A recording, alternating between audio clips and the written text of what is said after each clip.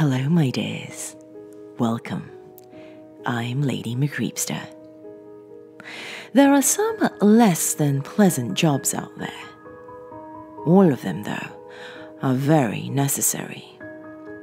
In today's tale, by Redditor Dopabean, we hear from one person whose services I hope none of you will ever need. So come, lean in closer, and we'll begin.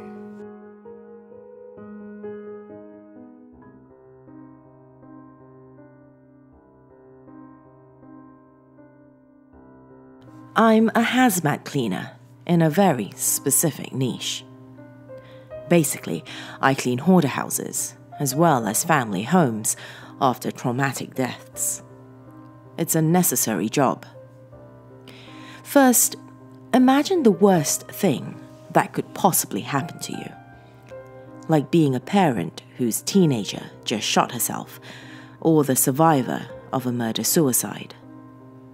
Then imagine going home after the reports are filled and the detectives are done, and having to scrub your loved one's dried brains off the walls.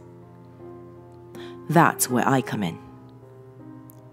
It's surprisingly easy to acclimate to corpses and gore. Depending on the situation, bloodstains can be hard to deal with, only because they're always in context. The spatter on the children's SpongeBob quilt, the smears across the cheerfully rustic kitchen, the violent spray over family portraits. The stark evidence of violence over the normal trappings of a family home can be disturbing. But even that gets easier over time. The hardest part is the smell. Sweet and almost gooey, with undertones of vomit and fetid swamp, sweat, and unwashed skin. The stench strengthens and weakens, seemingly on a whim. Sometimes I swear it moves, drifting across a room or directly overhead, or lunging forward to swallow me. But the rest really doesn't bug me anymore. Even mattresses dripping with decomposition juice gets unremarkable after a while. Now, a couple of days ago, I was assigned to a suicide house. The victim was a middle-aged lady with hoarding issues. She lived alone. Her much older brother lived in a nursing home. She called him like clockwork once a week. Suddenly, she stopped calling. 4 weeks passed, and he was frantic. He has dementia and other issues. His sister was his only family, the only one other than the parish priest who ever came to visit, so he felt her absence keenly.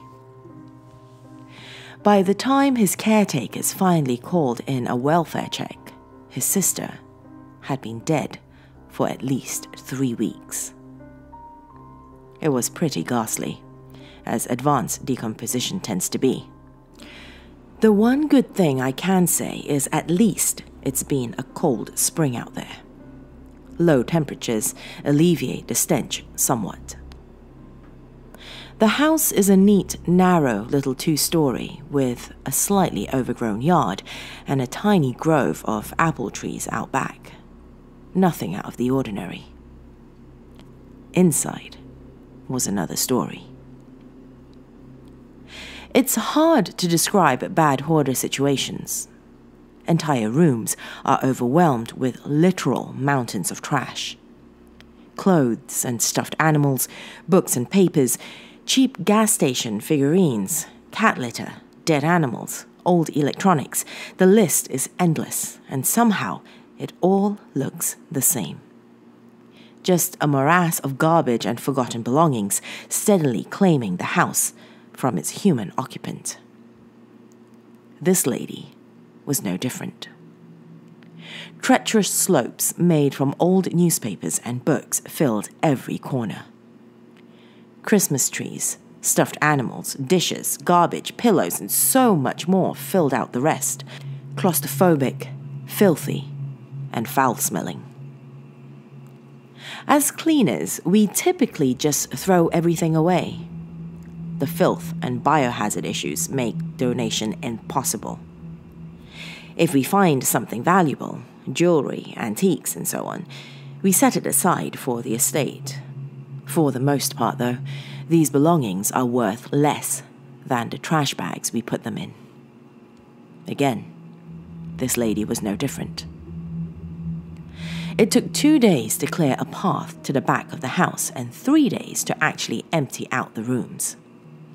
It took a full day to clear the stairs, which, for some reason, were literally coated with dried vegetation and what looked like a metric ton of table salt. According to real estate information, which we always dredge up before entering a home, the second level had 2 bedrooms and an office. This is where things suddenly got weird. The bedrooms were immaculately clean, which was impossible. The entire stairwell had been packed floor to ceiling with garbage. There was no way this lady would have been able to clean up here. Even if she'd been climbing through a window every day, the entire situation defied hoarder behavior.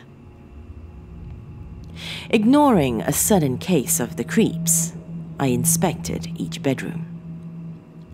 While thoroughly permeated with the stench of the lady's recently removed corpse, they were utterly spotless. The paint on the walls even glistened.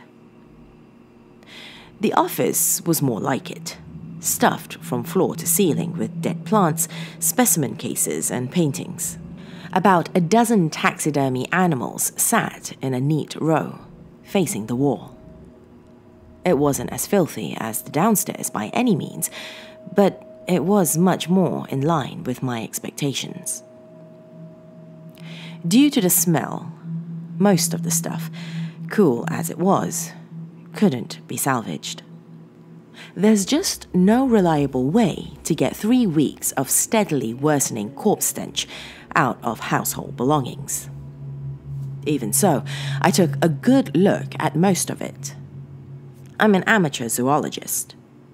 Thought I was going to be Steve Irwin when I grew up, majored in biology and everything. So, this is where it all gets awfully strange. First, the specimen cases. These are the small glass displays, usually around 12 by 12 inches, that people use to pin dead bugs and blossoms. You know, like butterflies and beetles. Now, these things were definitely bugs, but they weren't normal. For example, one was a coppery caterpillar with a flat, almost humanoid face. Pinkish skin, wrinkles, eyelids sinking down into empty sockets and everything. Another was this arachnic thing with a bluish crab-like body and a single desiccated eye peering up from the thorax. Yet another looked underdeveloped, almost fetal. It had wrinkled sage-colored skin and long ears that reminded me of a basset hound. At this point, I was pretty sure I'd stumbled on some eccentric lady's collection of gag gifts. The taxidermy animals made the joke theory a lot harder to believe. The first one I saw was this tiny, slow-eyed thing with beautiful features corrupted by unnatural proportions. The second was basically a giant lacquered anemone with what must have been 1,000 rot-rimmed holes boring through the tentacles. The worst looked like a person with a frozen, open-mouthed smile that spread to its ears and 5 glassy eyes arcing over the upper lip. At this point, I felt paranoid, even frightened. This wasn't right. None of this was right. A typical hoarder house on the first floor blocked off from a pristine empty second floor? And what were these things? Sophisticated fakes? Somebody's forgotten art installation? But how did these things get up here? And how were they all so clean? Because I was no longer sure if these items qualified as garbage, I carefully sorted and stacked everything. Then I got started on the walls. Paintings cluttered every inch, literally fitting together like puzzle pieces. Most were more or less unremarkable, if cool-looking. Lots of surreal landscapes and stylized creatures, which are catnip to my fantasy-loving self. But one painting in particular trapped my attention and wouldn't let it go. About 7 feet tall and maybe 3 feet wide, it dominated the room. Rendered in 100 shades of green and black and grey, it depicted a misty, primeval forest drenched in moonlight. Luminescent flowers sprouted along upraised tangles of tree roots. A tall, forbidding figure peered through the trees, half cloaked in soft darkness. No features, but the suggestion of strength was clear in its broad shoulders and long, sinewy limbs. A curtain of hair reflected the moonlight. I couldn't discern the color. The shadows were too deep, the lines and hues of the figure too indistinct to even begin to guess. After a few minutes, I realized all the hair on my arms was standing on end. With a huge cathartic shudder, I spun around and pretended to survey the room. Or rather, I pretended I wasn't afraid. As I stood there, trying to mentally reset, a draft swept the room. Wet, cool, almost inviting, and, after the endless odor of human rot, beautifully sweet. Trying to remember when I'd opened the window, I turned. For a long, mesmerizing minute, I couldn't understand what I was seeing. That enormous painting had come to life. Tendrils of strange leaves swayed in that chilly fresh wind. The glowing flowers bobbed, flattening slightly against the roots as the wind buffeted them. Somewhere, deep in that unearthly landscape, a high, atonal song sounded. Wordless and open-throated, I imagined it echoing off icy peaks and down below in low, swampy valleys. It made me think of forests and mountains, wild rivers and endless plains. The only thing I couldn't picture was the creature singing the song. The figure stood silently. Only its hair moved, rippling in the wind like a banner. Then it took a long, sure-footed step forward. Moonlight glanced off its face, illuminating an impossible sharp cheekbone and a dark, cavernous eye.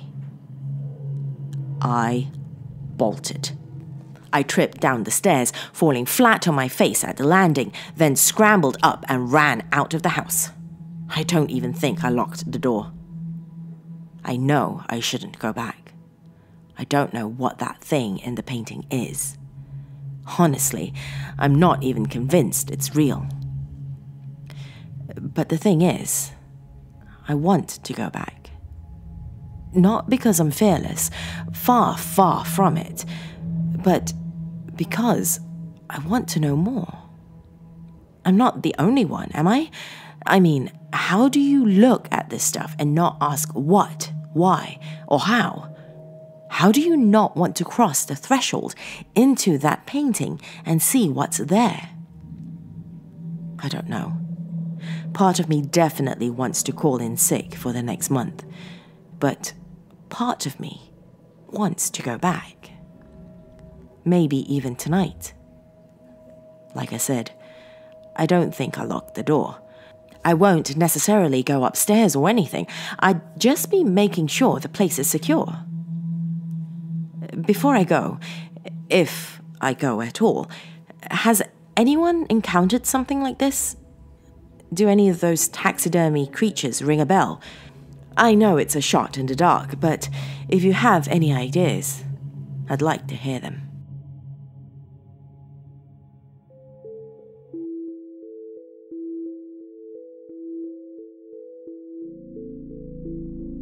My, is this a series I smell? We'll just have to see. If you're new to this channel, welcome. Be sure to click that subscribe button along with that bell icon for more tales of horror from the darkest corners of the internet. If you have yet to join my dark family on Patreon, the link should be on your screen right about now. As a member of my dark family, you help support this channel and you'll get access to secret Facebook groups, a Patreon-only feed, along with discounts to my Dungeon Essentials, or as some of you call it, merchandise. That's all I have for you this evening, my dears. Come back and visit me soon.